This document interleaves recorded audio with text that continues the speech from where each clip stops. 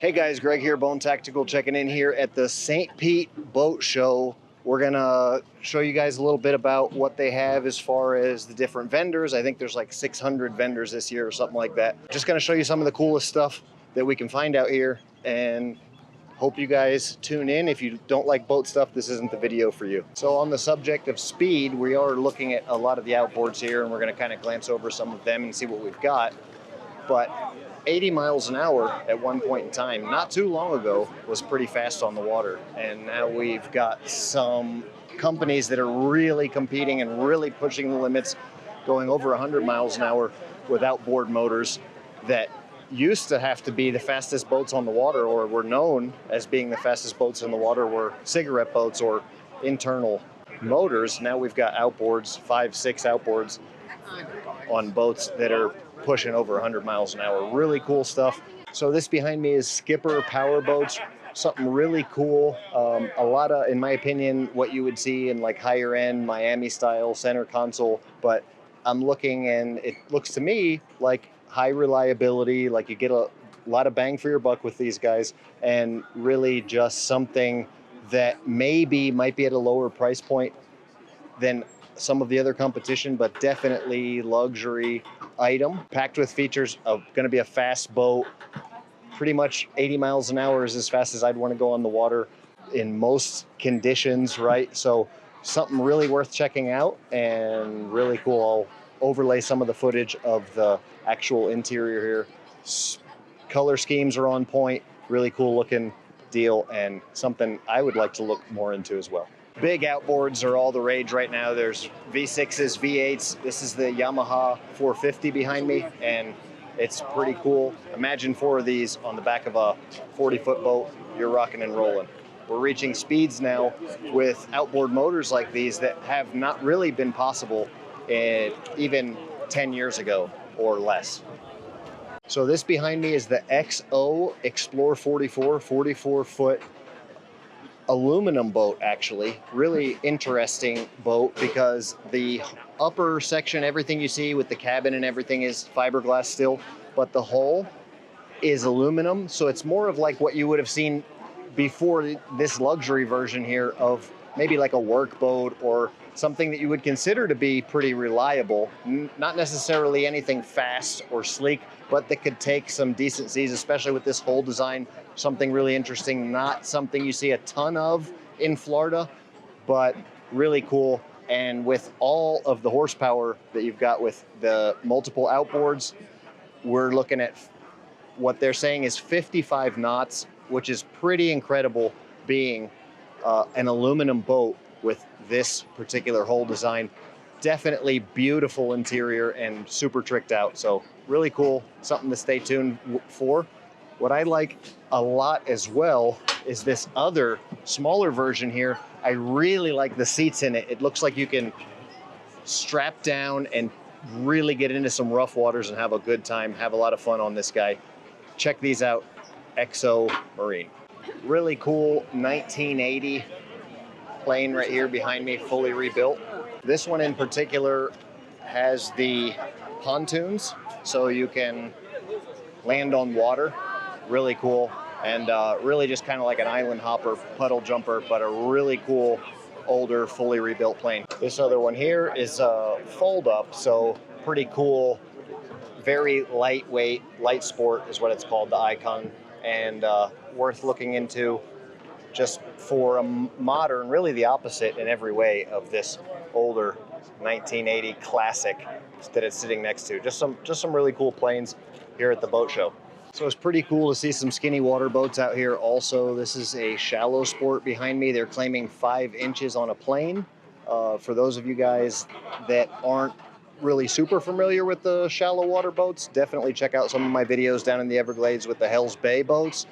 And we've had those boats, you know, really tuned in 3-4 inches of water, running full speed.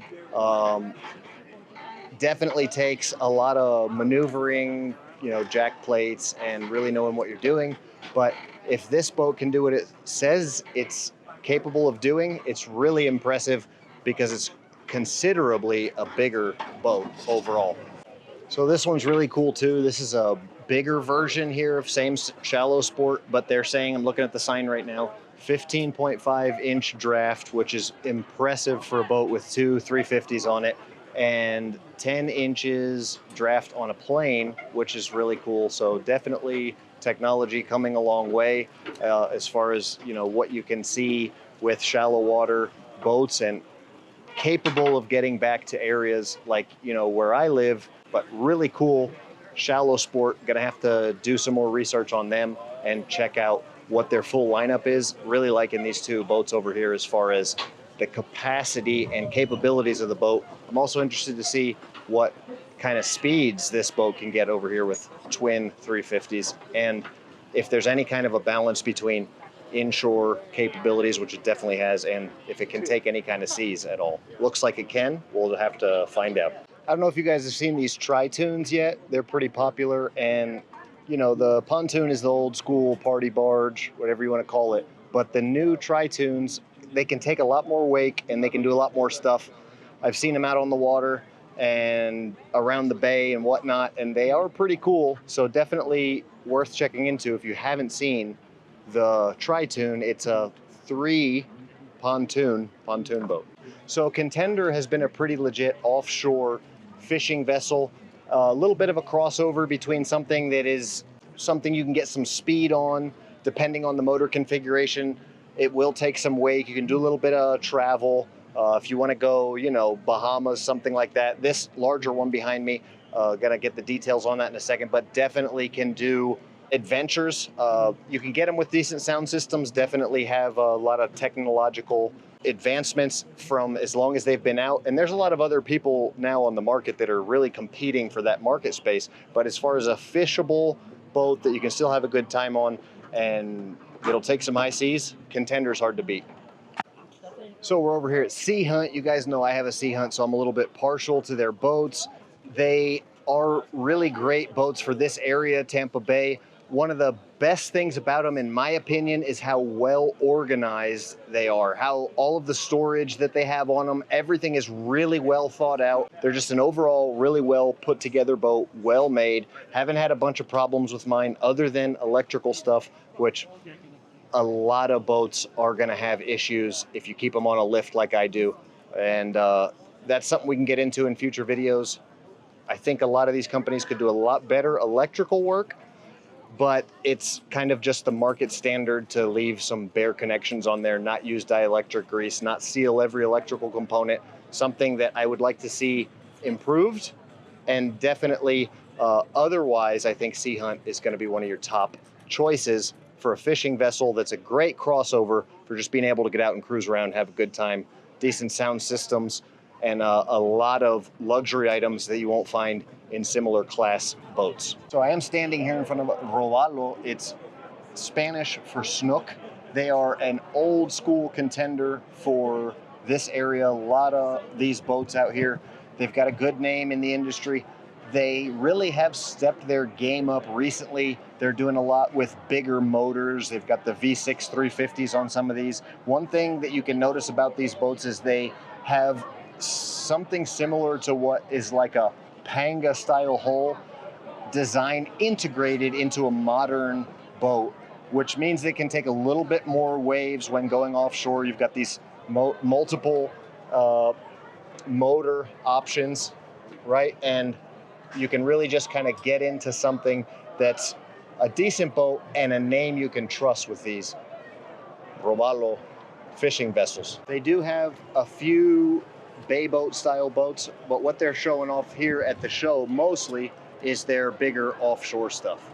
Icon electric vehicles behind me. They're actually made in Tampa, which is really cool. So it's a local company. I definitely would support that. They have a massive manufacturing facility down there in Tampa.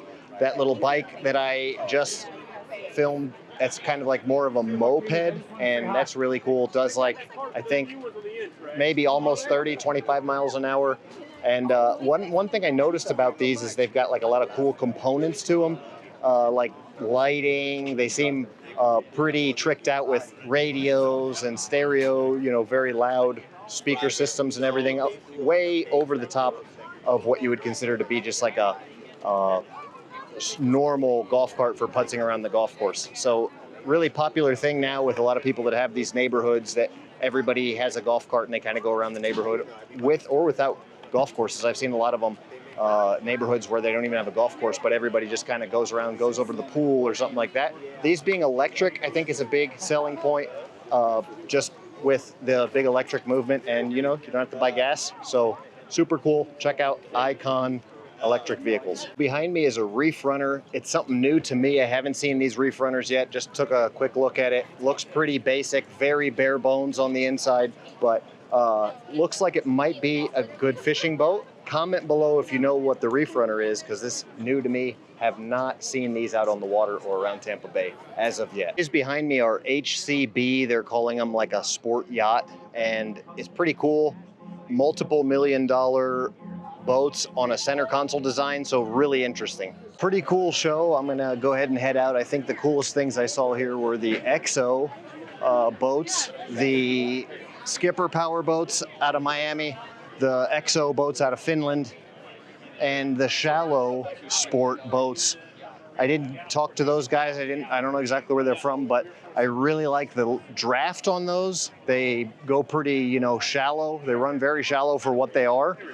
I think that's cool. Allows a lot of capacity as far as areas that you can enter with those shallow sport boats, really being able to access more water with a bigger boat, because, back before it had to be like a flats boat or something like that to get in water as skinny as what some of those boats are getting.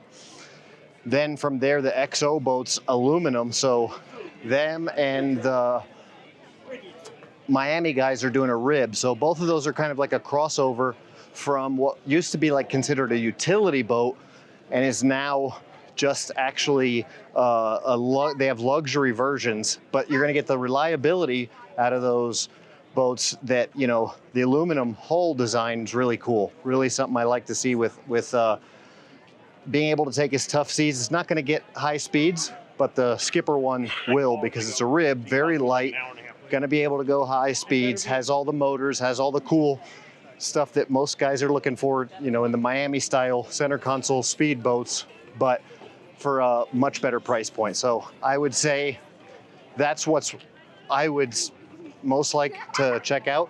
What's more up my alley, my style, and what I'm seeing as far as like innovation at this particular boat show. Check them out and let me know what you think. Question, comments below. Thanks for watching. Bo now.